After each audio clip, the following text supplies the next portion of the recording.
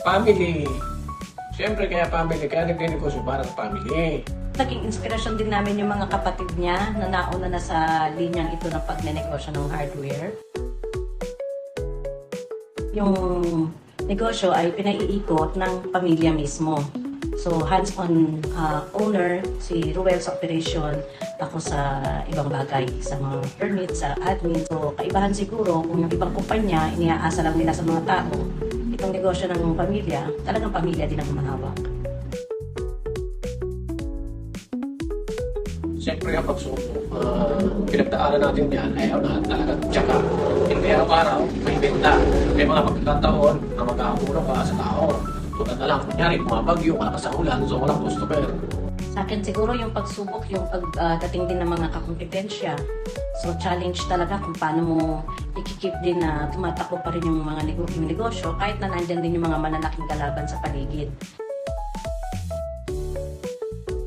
Yung pagtutok sa negosyo, hindi po pwede mo basta iaasa, puro itatawag mo lang. Kasama sa diskarte, yun nga, kung dati talagang from the store, from the suppliers to the store, ngayon sa emergence ng mga online stores din, hindi na kami yung basta lang kumukuha ng from the direct supplier.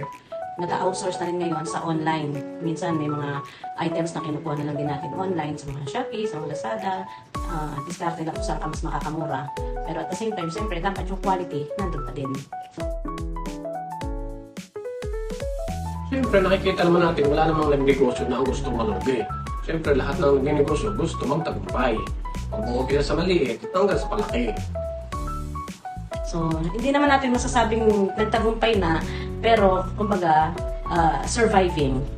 Kumbaga, nandyan pa rin yung competition, tsaka yun nga yung daily survival ng negosyo, pero at least nandyan pa din for almost a decade na araw-araw, nakakapagpasweldo pa rin naman, nakakapagpaaral ng mga anak, nasusustain naman yung maintenance sa bahay, sa pagkain, nakakapagbayad sa suppliers, walang malaking utang, at nakakapag-save pa rin naman, nakakapagpundar pa rin ng mga properties and everything. So, pwede natin sabihin na kahit paano ay tagumpay ang negosyo.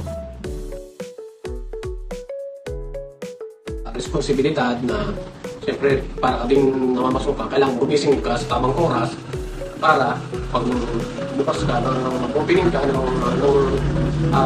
tindahan. Budgeting.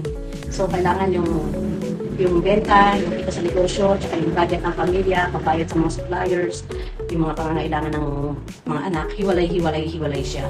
So, yung budgeting, tsaka yung time management.